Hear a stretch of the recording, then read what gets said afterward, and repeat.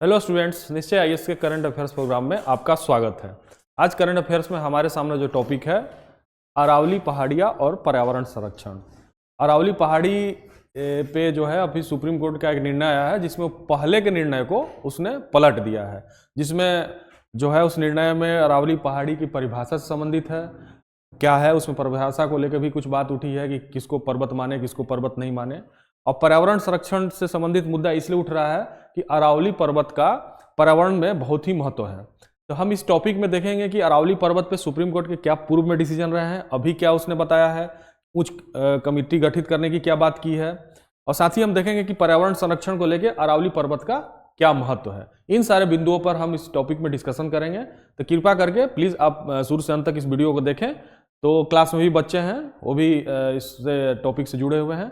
Online जब हम डालेंगे तो आप इसको देखते हैं, आपका समर्थन हमको बहुत ही उत्साहित करता है। ठीक है, तो शुरू करते हैं हम। देखिए, सबसे पहले हम इससे जो रिलेटेड है हालिया समाचार देखते हैं कि क्यों जो है चर्चा में है अरावली पर्वत और क्या इसका जो है इशू है। देखिए, सबसे पहले आप देखिए हालिया समाचार। सुप्रीम कोर्ट ने अरावली पहाड़ियों की सीमित परिभाषा को स्वीकार करने वाले अपने पहले के फैसले पर रोक लगा दी है और एक हाई पावर्ड एक्सपर्ट कमेटी के जरिए फिर से जांच का प्रस्ताव दिया है। इसका मतलब कि पहले जो है जो सुप्रीम कोर्ट ने जो फैसला दिया था उसमें उसने बदलाव किया है अरावली पर्वत के पर्यावरण के महत्व को देखते हुए। तो हम आगे इसमें समझेंगे कि पहले जो परिभाषा दिया था सुप्रीम कोर्ट ने वो क्या दिया था, और उस पर प्रश्न चिन्ह जब लगने लगे तो अपने ही निर्णय को उसने बदल दिया अभी हाल ही में, और जो है एक प्रस्ताव दिया है कि इससे रिलेटेड जो है हाई पावर जो है कमेटी गठित हो और मुद्दों को वो जांच करे और उसमें जो है प्रस्ताव दे और उस प्रस्ताव पे विचार हो। ठीक है, देखिए, और समाचार का सारांश जो है अच्छे से जब आप समझ जाएंगे तो आप समझ जाएंगे कि पूर्व के निर्णय में सुप्रीम कोर्ट ने क्या बोला, अभी क्या उसमें चीजें चल रही हैं। तो देखिए, 25 दिसंबर को सुप्रीम कोर्ट ने गंभीर पर्यावरणीय और नियामक चिंताओं का हवाला देते हुए अपने नवंबर के फैसले को रोक दिया। हाल ही में जो है दिसंबर 2025 में जो नवंबर 2025 में जो फैसला दिया था, नवंबर 2025 में जो फैसला दिया था उस पर उसने रोक लगा दिया सुप्रीम कोर्ट ने। अब उसमें क्या था, कोर्ट ने निर्देश किया कि आगे की समीक्षा तक प्रतिबंधात्मक परिभाषा के आधार पर कोई भी अपरिवर्तनीय प्रशासनिक या पारिस्थितिकी कार्रवाई नहीं की जा सकती। ठीक है, कोई भी जब तक समीक्षा नहीं हो जाता आगे का जो प्रतिबंधात्मक परिभाषा था उसमें हम देखेंगे कि क्या परिभाषा था पर्वत मानने का, कि किसको हम पर्वत मानेंगे, एक सीमित ऊंचाई तक जो है, उससे जो नीचे होगा उसको हम लोग वहां पे खनन गतिविधि कर सकते हैं और भी गतिविधि कर सकते हैं। उस खनन से जो है बहुत सारी पर्यावरणीय चिंता भी उत्पन्न हो रही थी, जिसको लेकर ये सुप्रीम कोर्ट ने इस गंभीर चिंता को देखते हुए अपने फैसले को पलट दिया। ठीक है, अब देखिए, सर्वोच्च न्यायालय की पूर्व अनुमति के बिना अरावली क्षेत्र में नए या नवीनीकृत खनन पट्टों पर रोक लगा दी गई है। ठीक है, व्यापक सार्वजनिक चिंता व्यक्त की गई थी कि 100 मीटर ऊंचाई का नियम बड़ी संख्या में पारिस्थितिकी रूप से महत्वपूर्ण पहाड़ियों को बाहर कर सकता है, खासकर राजस्थान, हरियाणा, उत्तर प्रदेश और दिल्ली में। ठीक है, मतलब उसमें यह था कि 100 मीटर से ऊपर की जो पहाड़ी है उसी को पहाड़ी मानेंगे, 100 मीटर से 1 इंच या 1 फीट भी नीचे है तो उसको हम पहाड़ी नहीं मानेंगे, वहां पे हम खनन पट्टी या खनन कार्य कर सकते हैं। तो इसमें चिंता यह व्यक्त की गई थी कि खासकर राजस्थान में, हरियाणा में, उत्तर प्रदेश में, जब दिल्ली में जो फैला हुआ है पहाड़, उसमें मैक्सिमम पहाड़ों की ऊंचाई 100 मीटर से कम है। ठीक है, ये मतलब इसका मतलब यही हुआ निर्णय का कि अगर कोई 6 फीट का है तो आदमी है, 5 फुट 10 इंच का है तो आदमी नहीं है। तो ये परिभाषा के आधार पर काफी जो है इस पर चिंता व्यक्त की गई थी। सुप्रीम कोर्ट को भी लगा कि ये जो है इस पर फैसला अपनी समीक्षा की वो। और देखिए, कोर्ट ने पाया कि यदि निचली पहाड़ी श्रृंखलाओं में बाहर रखा जाता है तो एक महत्वपूर्ण नियामक कमी पैदा कर सकता है, जिससे अनियमित खनन और पर्यावरणीय गिरावट हो सकती है। ठीक है, क्योंकि ज्यादातर पहाड़ी जो है 100 मीटर की परिभाषा को पार नहीं कर पा रही थी, उसमें से ज्यादातर पहाड़ी जो है 100 मीटर से कम, क्योंकि बहुत पुराना पहाड़ है ये। आगे हम समझेंगे कि कितना पुराना पहाड़ है, इसका क्या पर्यावरणीय महत्व है, इसमें कितने जीव जंतु पाए जाते हैं, किस तरीके से दिल्ली के लिए बहुत महत्वपूर्ण है, राजस्थान में कहाँ कहाँ फैला हुआ है, इन सारे चीजों पर हम आगे डिस्कस करते हैं। देखिए, अब देखते हैं कि बेंच ने एक उच्च शक्ति विशेषज्ञ समिति गठित करने का प्रस्ताव दिया। बेंच ने तो यह माना कि यह है, अपने निर्णय को पलट दिया। तो भाई इसके सारे जितने भी मुद्दे उभर के आ रहे हैं तो इसमें कोई जो ऐसी कमेटी बनेगी जो एक्सपर्ट होगी, वही जो एक्सपर्ट इस पर कोई अपना राय बनाएगी, अपना प्रस्ताव देगी। तो इसलिए वो एक प्रस्ताव दिया कि इसमें उच्च विशेषज्ञ समिति का गठन किया जाए। देखिए, यह पुनर्मूल्यांकन करने के लिए क्या नए बाहर किए गए क्षेत्रों में नियमित या टिकाऊ खनन अभी भी पारिस्थितिकी अखंडता को नुकसान पहुंच सकता है? पहला चीज, ठीक है। प्रतिनिधात्मक परिभाषा के अल्पकालिक और दीर्घकालिक पर्यावरणीय प्रभाव का मूल्यांकन करना, ठीक है। इन सारे चीजों पे जो है ये बेंच जो है मूल्यांकन करेगी। यह जांचना कि क्या 500 मीटर क्लस्टरिंग नियम या संरचनात्मक विरोधाभास पैदा कर सकता है, जहां तकनीकी कमियों के कारण पारिस्थितिकी रूप से सन्निहित पहाड़ियां असुरक्षित रहती हैं। कोर्ट ने इस बात पर भी जोर दिया कि कोई भी अंतिम परिभाषा संपूर्ण वैज्ञानिक और भूवैज्ञानिक मूल्यांकन पर आधारित होनी चाहिए, जो खंडित हिस्सों के बजाय पूरी पर्वत प्रणाली के समग्र सुरक्षा को सुनिश्चित करे। अब कोर्ट ने यह कहा है, प्रस्ताव दिया है कि जो उच्च गठित कमेटी होगी, उच्च विशेषज्ञ जो समिति होगी, इन प्रश्नों पर विचार करेगी और उसमें एक ऐसा परिभाषा सुझाएगी जो कि उसके पर्यावरणीय क्षमता को खंडित न करे, जो पर्यावरणीय चिंता है वो बरकरार रहे, वो मतलब पर्यावरणीय चिंता को दूर करे और जो है उस पे उसकी जो समग्र सुरक्षा सुनिश्चित करे। यह नहीं कि ऐसा परिभाषा दे दे कि फिर जो है वही चिंता उत्पन्न हो जाए। तो ये इसी चिंता के कारण अपने पूर्व जो उसका जो फैसला था उसको उन्होंने सुप्रीम कोर्ट का बदल दिया, सुप्रीम कोर्ट ने। तो ये कहने का मतलब है कि जो भी कमेटी बने वो कमेटी समग्र एक परिभाषा दे, ताकि उस आधार पर हम आगे की कार्रवाई करें और पर्यावरण भी बना रहे, क्योंकि पर्यावरण बहुत ही जरूरी है। अब देखिए अरावली पर्वत श्रृंखला के बारे में आप जान लीजिए, जब तक आप इसके बारे में नहीं जानेंगे, और यहां से ही क्वेश्चन पूछ सकता है। अभी तो फैसला के बारे में आप जान रहे थे कि पर्यावरणीय चिंता है, सुप्रीम कोर्ट ने पर्यावरणीय चिंता को देखते हुए जो है अपनी जो पूर्व परिभाषा थी उस पर भी विचार करने को बोला है, और साथ ही साथ एक नई परिभाषा बताने के लिए बोला है जो उस पर्यावरण के क्षमता को खंडित न करे और जो है परिभाषा इस तरीके से हो कि सर्वव्यापक हो, ठीक है। तो अब हम जानते हैं कि अरावली पर्वत श्रृंखला के बारे में थोड़ा फैक्चुअल जानकारी जान लेते हैं कि पर्वत क्या है, कब इसका उदय हुआ, जो है कितनी पुरानी पर्वत है, कहां से कहां तक फैला हुआ है। इससे रिलेटेड आपके पीटी में एग्जामिनेशंस में इस तरह के क्वेश्चंस पूछे जाते हैं, ठीक है। देखिए अरावली पर्वत श्रृंखला दुनिया की सबसे पुरानी जीवित बलित पर्वत प्रणालियों में से एक है, जिसकी भूवैज्ञानिक उत्पत्ति लगभग 1.5 अरब साल पहले हुई थी। अब यह समझ लीजिए कि अरावली पर्वत जो है दुनिया का सबसे पुराना पर्वत श्रृंखला है, ठीक है। इसलिए इसकी ऊंचाई जो है ना एक समय के साथ जो है घिसता रहता है, घिसते घिसते उसकी ऊंचाई थोड़ी सी कम हो गई है। अब देखिएगा कि हिमालय के पर्वत में आप देखिएगा कि हिमालय के पर्वत की माला अभी भी कुछ सेंटीमीटर के हिसाब से वो बढ़ रहा है हर साल, ठीक है, उसकी ऊंचाई। तभी आप देखेंगे कि हिमालय के एरिया में भूकंप बहुत आता है। भूकंप क्यों आता है? भूकंप क्योंकि ऊंचाई ज्यादा है और वहां पे हलचल पर्याप्त है। एक तो प्लेट के नीचे है, और जो है इस पर्वत के जो परिभाषा होता है, पर्वत की परिभाषा में अपेक्षाकृत वो नया पर्वत है इन पर्वतों के तुलना में, तो वो उसका विस्तार अभी भी उसका भी चल रहा है। तो विस्तार होने के कारण क्या है, उसका डेवलपमेंट होने के कारण क्या है कि वो ये एरिया जो है हिमालय का जो एरिया है, हिमालय का जो एरिया है वह जो है संवेदनशील है, ठीक है। संवेदनशील होने के कारण क्या होता है कि वहां पे भूकंप आने की संभावना ज्यादा होती है। इसलिए आप देखेंगे कि कभी उत्तराखंड में भूकंप आ गया या नॉर्थ ईस्ट में आ गया, तो इस तरह की चीजें जो भी है वो होती है। तो ये आप देखेंगे कि अरावली के एरिया में बहुत कम भूकंप आता है, क्योंकि वो अपेक्षाकृत स्थिर भूमि है, क्योंकि वो बहुत ही पुराना है। ये ज्योग्राफी के संदर्भ में हम आपको बता रहे हैं। अब देखिए 690 किलोमीटर से ज्यादा लंबी यह श्रृंखला गुजरात से राजस्थान, ठीक है, हरियाणा होते हुए दिल्ली तक फैली हुई है, जो उत्तर पश्चिमी भारत में एक महत्वपूर्ण प्राकृतिक बाधा बनाती है, ठीक है। पारिस्थितिकी रूप से अरावली निम्नलिखित महत्वपूर्ण भूमिका निभाती है। थार रेगिस्तान के पूर्व की ओर विस्तार को रोकना है। मान लीजिए कि राजस्थान में, जैसे राजस्थान जैसे मान लीजिए कि आप मैप से ऐसे समझ सकते हैं कि जैसे मान लीजिए कि ये इंडिया है, ये गुजरात हो गया, और यहाँ पे ये राजस्थान हो गया, ठीक है।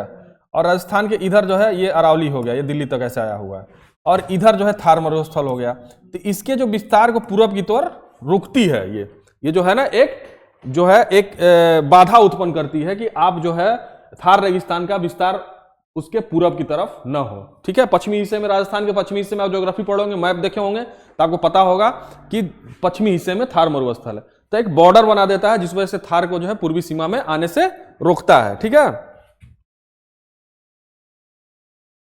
अब देखिए क्षेत्रीय जलवायु और वर्षा के पैटर्न को नियंत्रित करना, ठीक है।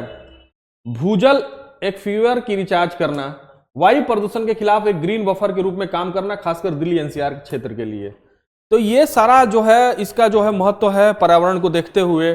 तो इस महत्वपूर्ण पर्वत को क्यों ना हम संरक्षित करके रखें, एक ऐसी परिभाषा व्यापक हम बनाएं कि ये पर्वतमाला जो है संरक्षित रहे, और न सिर्फ हमारे अभी वर्तमान के मानव सभ्यता के लिए, आने वाले सभ्यता के लिए। तभी वो सस्टेनेबल डेवलपमेंट तभी तो होगा, सतत विकास। भाई विकास भी जरूरी है, और सतत विकास तभी होगा जब हम कोई भी पर्यावरण से हमको जो चीजें मिली हुई है, नेचर से जो चीजें मिली हुई है, कम से कम उस स्थिति में भी हम आने वाले जो पीढ़ी है उनको हम प्रदान कर पाए। तो इसलिए चिंता का विषय हो गया, क्योंकि इसकी जो महत्वपूर्ण भूमिका है, उस भूमिका को देखते हुए मान लीजिए कि हम पर्वत श्रृंखला तोड़ते गए और थार मरुस्थल जो है बढ़ता चला गया, तो वो तो बढ़ते बढ़ते पूरा जो है आधा राजस्थान जो है ऐसे ही मरुस्थल है, पूरा राजस्थान जो है वो हो जाएगा, तो फिर हरियाली नहीं होगी, फिर उत्पादकता गिरेगी है। तो जब उत्पादकता गिरेगी तो सूखा आएगा, फिर दिल्ली तक भी उसका, हरियाणा तक भी उसका प्रभाव देखा जा सकता है। तो ये सारी चीजें हैं, ठीक है। अब जो है ये पहाड़ियां ट्रॉपिकल सूखे पर्णपाती जंगलों का घर है, अभी जान लीजिए। ये आपको पूछा जा सकता है कि कौन सी पर्वत, किस प्रकार का जंगल जो अरावली पर्वत श्रृंखला में पाया जाता है। तो यह है ट्रॉपिकल सूखे पर्णपाती जंगलों का घर है। यहाँ तरह तरह के पेड़ पौधे और जीव जंतु पाए जाते हैं, और ये ग्रामीण लोगों की आजीविका का सहारा है। इतने महत्वपूर्ण होने के बावजूद भी अरावली को खनन, शहरीकरण और इंफ्रास्ट्रक्चर के विस्तार के कारण गंभीर नुकसान हुआ, जिससे कानूनी और नीतिगत सुरक्षा बहुत जरूरी हो गई है। इसलिए क्योंकि लगातार जो है वहां पे खनन हो रहा है, तो उसको जो उसके नेचुरल जो उसका जो फिनोमेना है या नेचुरल जो उसका रूप है उसको काफी नुकसान पहुंचा है। तो इसलिए जो है कानूनी और नीतिगत, भाई कानूनी और नीतिगत जब इसको दो बिंदुओं पे ऐसी नीति बने, ऐसा कानून बने जो सर्वव्यापी हो और सबके लिए मंजूर भी हो, और पर्यावरणीय चिंता जो इस पे व्यक्त की जा रही है उसको एक्सेप्ट भी करे और डेवलपमेंट भी जारी रखे। तो इन सारी चीजों में जब बैलेंस बनता है तभी सस्टेनेबल डेवलपमेंट होता है। तो इन सारी चीजों पे जो है समिति चर्चा करेगी, परिचर्चा करेगी, तब वो एक सर्वव्यापी परिभाषा बनाएगी पर्वत का, और उसी आधार पर हम आगे कार्रवाई करेंगे, ठीक है। इसीलिए इस पे काफी व्यापक हो रहा है। इसके पर्यावरणीय महत्व को देखते हुए आपने देखा कि इसका कितना बड़ा पर्यावरणीय महत्व है, कितना बड़ा पर्यावरणीय चुनौती बन सकता है अगर इसको नुकसान ज्यादा पहुंचेगा तो, ठीक है। पिछले कुछ सालों में कई अदालती आदेशों, विशेषज्ञ समितियों ने अरावली को परिभाषित करने और उनकी रक्षा करने की कोशिश की है, लेकिन उनकी कानूनी परिभाषा अस्पष्टता का एक बड़ी चुनौती बनी हुई है। जो भी अभी तक फैसले आए हैं, जो भी इसमें जो है न्यायालय ने देने की कोशिश की है, तो उसमें एक सर्वव्यापक परिभाषा निकलकर सामने नहीं आया है, जिससे जो इस क्षेत्र में जो बनी हुई चुनौती है वो बरकरार रह सकती है। तो उन चुनौतियों से निपटने के लिए एक सर्वव्यापी या सबके लिए मंजूर ऐसा जो इसके चिंताओं को दूर करे वैसा परिभाषा जरूरी है। समझ पा रहे हैं आप? अब देखिए अरावली परिभाषा की मुद्दे की कानूनी पृष्ठभूमि। अब देखिए जो परिभाषा है उसी को लेकर उस मुद्दे को भी हम समझ लेते हैं कि क्या है कानूनी, क्योंकि नीतिगत कानूनी जब हमारा इस तरह का बन जाएगा तब इस क्षेत्र का हम सही तरीके से रक्षा कर पाएंगे, ठीक है। देखिए अरावली का पर्यावरण संरक्षण ज्यादातर किसी एक व्यापक कानून के बजाय न्यायिक हस्तक्षेपों से जुड़ा हुआ है। अदालतों ने इन पर भरोसा किया है। पर्यावरण संरक्षण अधिनियम 1986, वन संरक्षण सिद्धांत, खनन गतिविधि को प्रतिबंधित करने वाले पहले के सुप्रीम कोर्ट के फैसले, ठीक है। हालांकि अरावली रेंज में क्या शामिल है इसकी वैज्ञानिक रूप से सटीक और एक समान परिभाषा न होने के कारण इस पर विवाद बना होगी कौन से क्षेत्र पर्यावरण संरक्षण के लिए योग्य हैं। जब इसकी पर्यावरण संरक्षण से संबंधित सारी चीजें क्लियर हो जाएंगी तो इस पर विवाद उत्पन्न नहीं होगा और फिर इसका हम सही तरीके से पर्यावरण रूप से हम इसका संरक्षण कर पाएंगे। कहने का मतलब यह है तो एक समान परिभाषा होना चाहिए। हालांकि हमारे पास पहले से ही कुछ कानून ऐसे हैं, जैसे आपने बताया कि पर्यावरण संरक्षण अधिनियम 1986, ठीक है। इसके अलावा वन संरक्षण सिद्धांत है। इसके अलावा सुप्रीम कोर्ट ने भी बहुत सारे प्रतिबंधित इस तरह के फैसले दिए हैं कि जहां जो ऐसे क्षेत्र जो पर्यावरणीय रूप से संवेदनशील है उसको सुरक्षा की जानी चाहिए। लेकिन इसके बावजूद भी, इन सारी चीजों के होने के बावजूद भी इस क्षेत्र का पर्यावरण सुरक्षा उस तरीके से नहीं किया जा सका जिस तरीके से किया जाना चाहिए। तो इसलिए जो है नीतिगत हस्तक्षेप की आवश्यकता है, कानूनी हस्तक्षेप की आवश्यकता है। समझ पा रहे हैं आप?